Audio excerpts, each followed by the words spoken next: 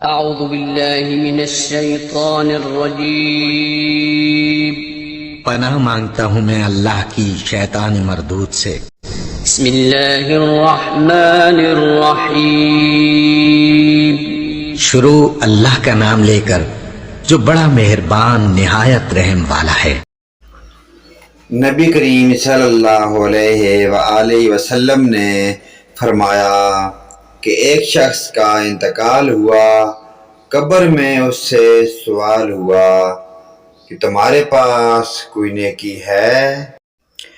اس نے کہا کہ میں لوگوں سے خرید و فروخت کرتا تھا، اور جب کسی پر میرا قرض ہوتا تو میں مالداروں کو مہلت دیا کرتا تھا اور تنگ دستوں کے قرض کو معاف کر دیا کرتا تھا، تو اس پر اس کی بخشش ہو گئی. اللہ پاک ہمیں جزائے خیر عطا فرمائے.